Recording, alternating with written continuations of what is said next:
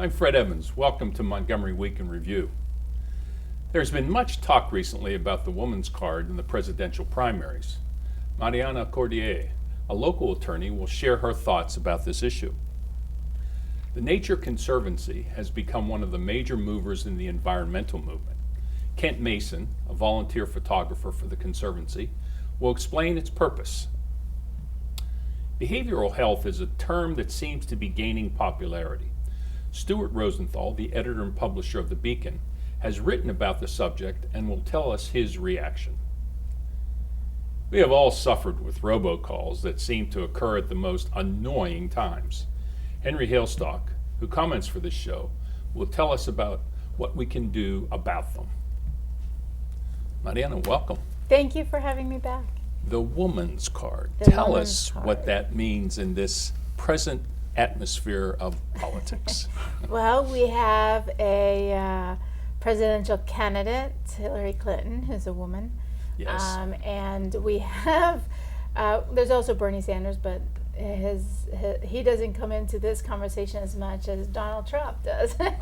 And that is, some of the statements he's made have raised concerns as to what his views and positions would be with regard to women's issues. And they range in the health area with Planned Parenthood and access to services, which goes into, of course, What abortion. are some examples of what Mr. Trump has said?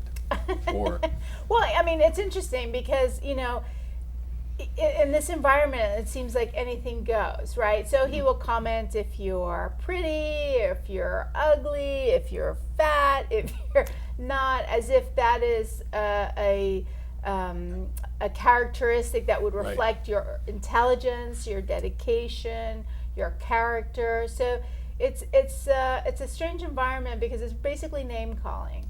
What about it? That's all his campaign is, name calling. But what about his recent comment on Hillary, crooked Hillary, and saying that? I'm sorry, he said crooked Hillary? Yeah, crooked Hillary, and why why should we vote for somebody that really does not really represent women as they should? Look what she did to her, with her husband and everything. How are you going to vote for her? And you get it, don't you, women? Right. Come on. So it's like he's addressing you as if you're a subcategory, Yeah, and exactly. that your importance is limited, which is concerning. Mm-hmm. Whether he means it or not, who knows? But it's the presidency. That office is the ultimate office Mm-hmm. with a lot of responsibility, and women are going to be. We are, just as minorities and everyone else, are part of this country. And so you cannot just, sweep us aside and say those don't matter, or you're PMSing, so, that's why you're hormonal. Or those, But he's those accused things are- Hillary of playing the woman card, but he's the one really who seems to be making women's issues a big part of it through his Right. attitude. With Hillary, the question was, that there's some folks that have not come out and endorsed her that are large figures, big recognized figures, women, and the expectation is because you're a woman, you will support Hillary because she's a woman. And so there's been some pushback in that, women want to support and endorse and vote for a person who is going to take their issues into consideration seriously, who have similar views to what they have.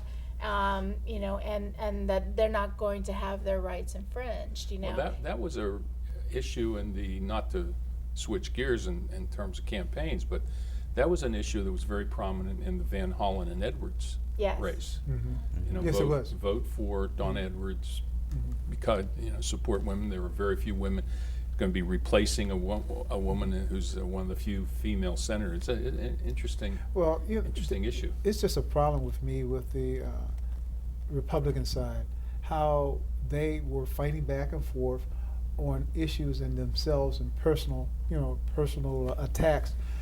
None of them really got deep into issues that are going to help us if they were president. Right. And this is the problem I have with Trump. His true personality is coming out.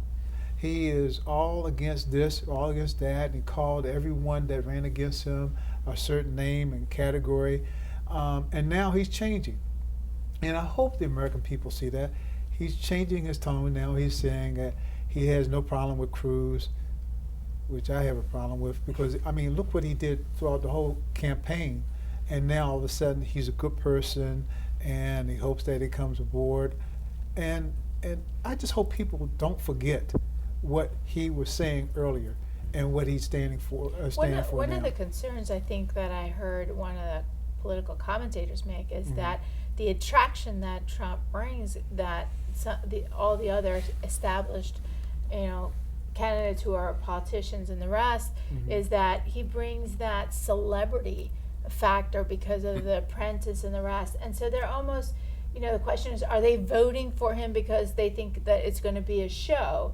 The 4 years he's in president, would be president, and they're not factoring in or considering that it's not fiction. This is reality, and in this reality, we need someone who can address the issues and deal with serious problems. And I hate to say it though, but I think it's more than that.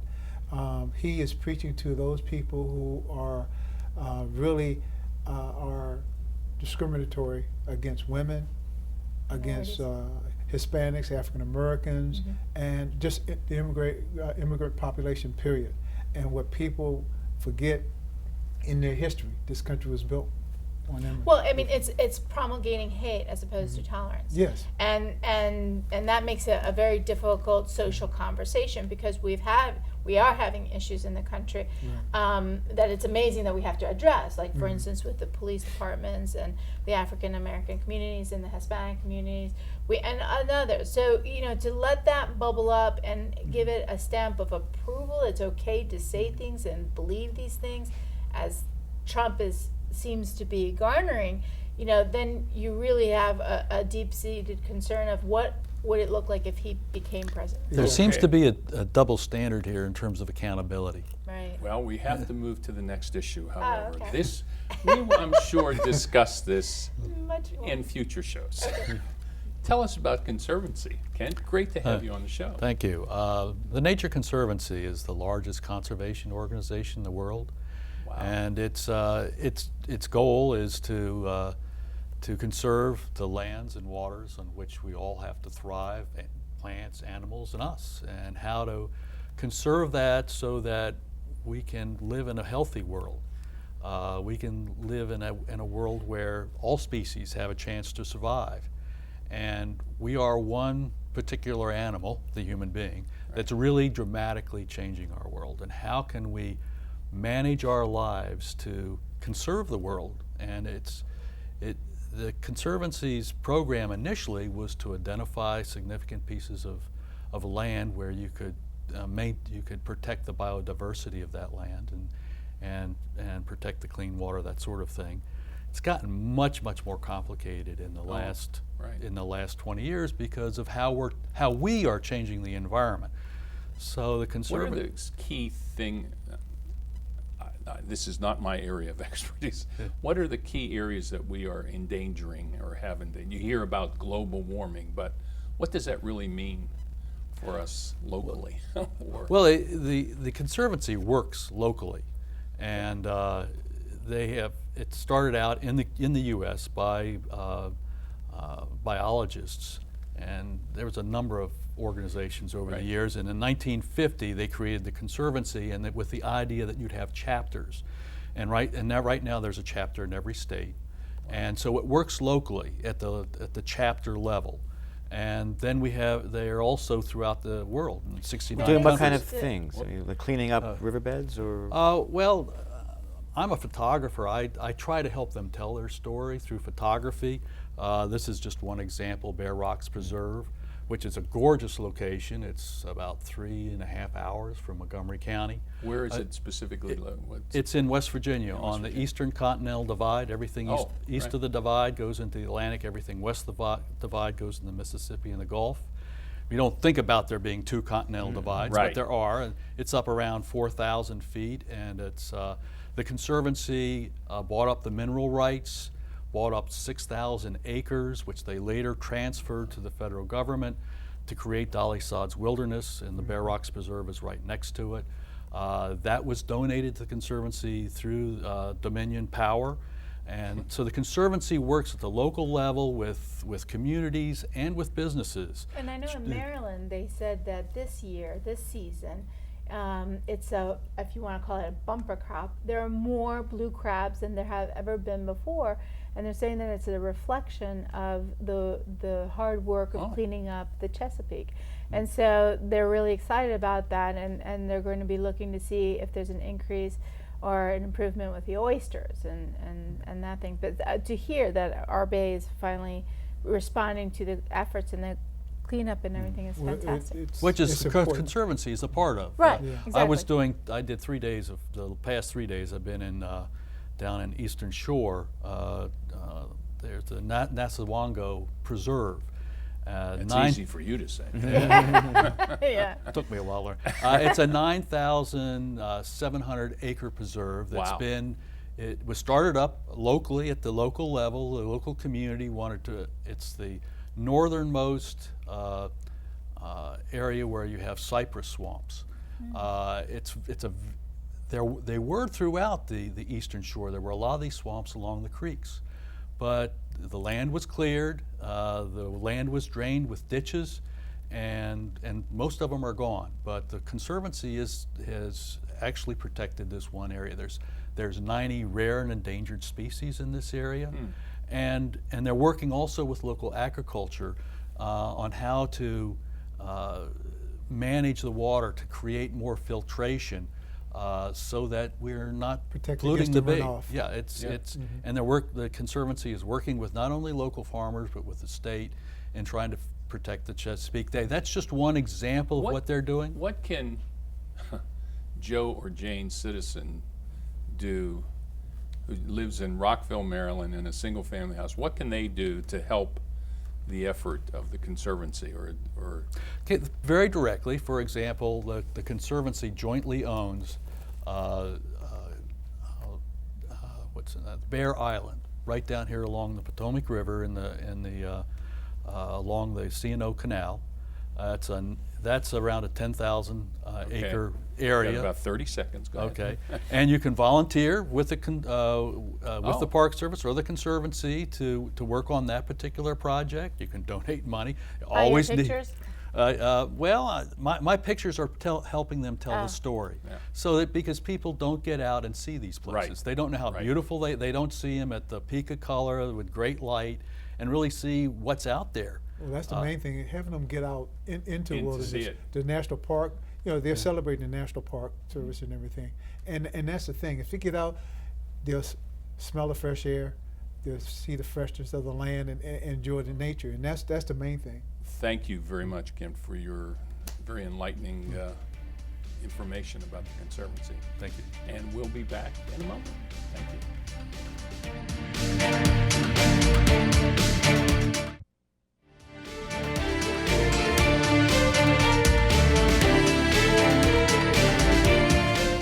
Welcome back, Stuart. How are you? Very good, thanks. Tell us about your issue. Oh, well, I went to a presentation by Kim Burton, who's the director of older adult programs at the Mental Health Association of Right. Montgomery County, the Maryland, I think.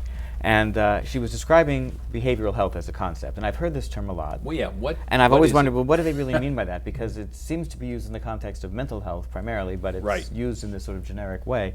So it turns out that that really is what it's meant to be. It's meant to be a sort of all-inclusive umbrella term. And the truth is, it depends on who you ask what it means, because it's used different ways in different contexts. So for the state of Maryland, for example, in its Behavioral Health Administration, in the health department, it talks about mental illness, classic Okay. mental illness, brain injury, and of course I'm blanking on the third thing. Substance abuse and addiction.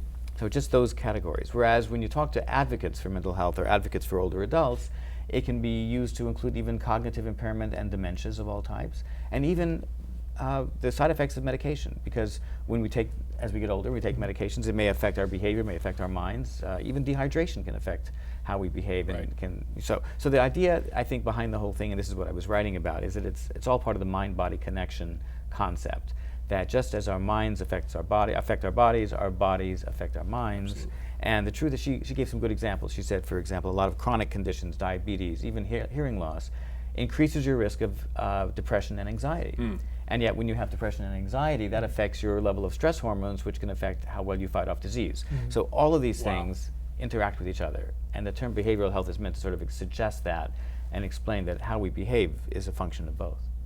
You know, that's interesting because with me, you know, personally, I got involved with the concussion issues and all, right. and how that evolved up to where it is now, that they're Right. paying more attention to it. I think that's right, spot on to what you're basically talking about, because not only is it physical, but it's also mental as well. Right. And very frustrating for a lot And of mental people. health has had such a stigma for so many years, Oh, especially my mental illness. goodness. And here this is a way of saying, look, we're all in this together. We all our minds are affected by our bodies and vice versa, and we all have to see ourselves in that way. Well, and technology is such a huge factor, I imagine, because you know we're moving faster and our day-to-day looking at our tablets, our phones, responding to emails, texts, driving, doing whatever we're While doing. we're We're texting. always multitasking. Well, no, can't do that. That's against the law. You didn't hear me say you do that.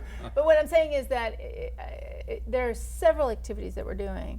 And as I get older, I now jokingly say to people, wait, I can only do one thing at a time. I can't walk and chew gum anymore at the same time. Well, I'm Ken, glad you brought. what was, oh. Ken, what were you going to? Well, I was saying the science is showing us that it's a biochemical reaction for the mental illness, and all of us are very vulnerable to that, and it's going to change over time. And we're going to be different. I'm 74. I'm not as sharp as I was when I was 50.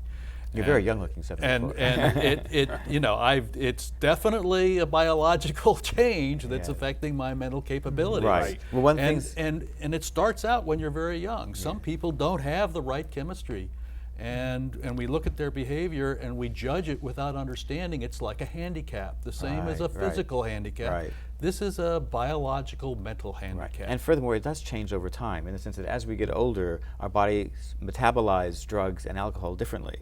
So people who were able to tolerate a certain amount of alcohol or medications or whatever when they were young find as they get older that they're not able to as much, and they don't know what to do with that. They're not what's happening to them. It's a delicate balance, and I have to tell you, because people forget as they get older that the physical part is helping the mental part and vice versa. Right. And we need to get in a habit to have that equal balance. And I know that when we go to the doctor, they give us some medications and all that. But the bottom line is like my doctors tell me, keep doing what you're Exercise. doing. Which Well, is right. It doesn't exercises and replace everything. good nutrition, you know, because a lot of the stuff is Exactly. we don't eat right. You know, so our brains need all those nutrients, whether we're young or old. Or older, and the exercise to get the blood going and the metabolism going. It just, it's. I think sometimes we're all looking for a pill to cure everything and not have to do the No, work. But That's you do have to necessary. do the work, and Stuart, the thing we about have- the mental, Sorry, mental aspect Stuart, of we it have too. about 30 more seconds. Oh, What in- one other item I want to talk about, something called the OrCam is a new device out Oh, on the yeah. market, which it fits over your glasses and has a little thing in your pocket and a wire that goes to your ear. It sees what you see. When you point at something, it reads it to you. It reads the words from a pill bottle or from a book or from a sign. It even recognizes faces. So if the people that your vision is impaired and you don't know who's in the room, it'll tell you who's in the room if it knows in its software. And you can, for $3,500, you basically, with visual impairment, you can have all this at your fingertips. On that interesting note, tell me where I can get one of those. Well, it's being shown in the area. There are actually some examples given out this month. Thank you. Thank you very much. Henry, let's go Yes. to another pleasant topic, robocalls. Yeah. What can we do about it, Henry? Especially now, for instance, myself, I don't have a landline. Should I announce that? Anyway.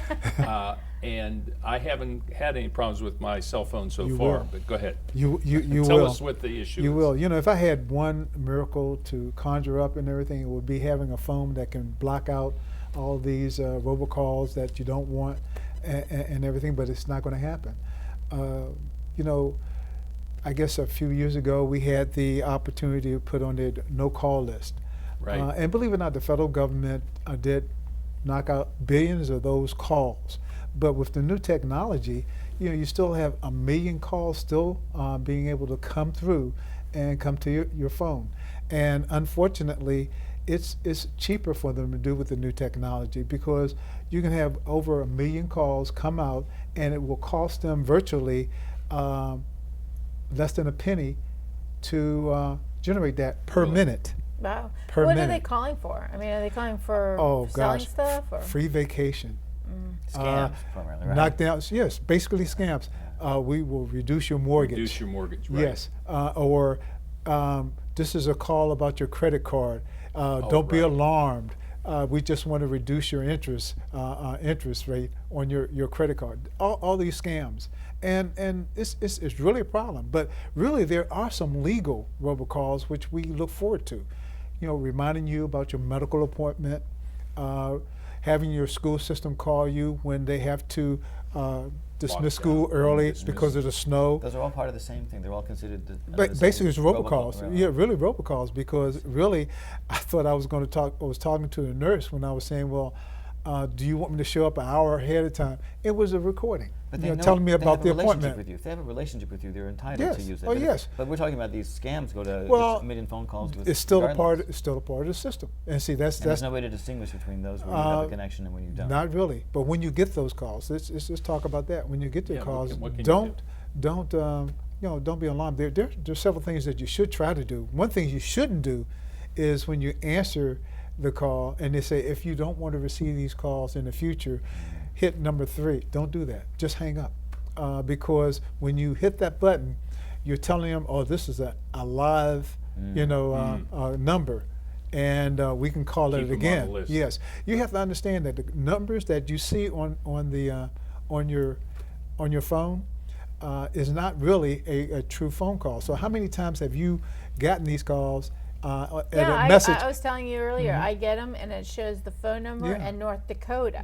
It doesn't dawn on me that it is actually fake. It They're is. not from North Dakota, and the number, if I were to call it back, doesn't work. Yes, it's not So not a is the- true oh, call. I'm sorry. Not a true number.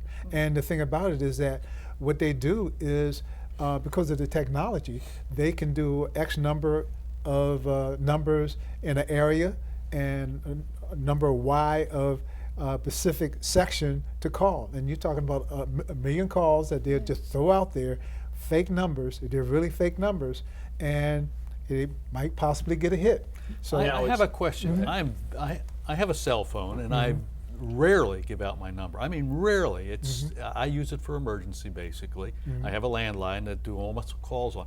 I'm starting to get calls on my cell phone. How did they get a hold of that number? well, thanks to Congress. If you remember, Congress passed several years ago dealing with the cell phones, allowing certain calls to go through. And hey, as I say again, with technology, they snuck in on there, and that's the problem. I have two. I don't know if I should say that, but I have 2 cell phones, and on both of them, I get those calls. Plus, on the house, on my house number, I do Well, have a landline. let's go back to Joe or Jane Citizen. Mm-hmm. What can Joe or Jane Citizen do about this? Is there a do not call list? Are there? Well, the do not call list, I think everybody's familiar with that. But if you get a call, you can go on a website, nomorobo.com. Robo. Okay, or you can call 888-382-1222 and work that out. You can also call your service provider for your phone and tell them you want to block a certain call. But as I say again, they'll keep rotating and everything. But those are some of the things to do. I think just Don't. hang up. Yeah, hang up. But Or don't you answer. get, Don't answer. Or don't answer, because get the I've number. noticed they don't leave a message. well, so. we were doing that, and unfortunately, some of my in-laws stay overseas. So, yeah. And they call, why don't you answer my number? We're calling and all. So, and we do have some people in the area. They don't have landlines. They use their cell phone. They used to live in Texas or Indiana, and they call, and Yeah. obviously it's not a 301 number. Well, I want You to have to- thank all of you, and great messages from all of you. Thank you all for joining me this week, and thank you for joining all of us for this week's edition of Montgomery Week in Review. I'm Fred Evans. Please join us next week at this same time. Thank you.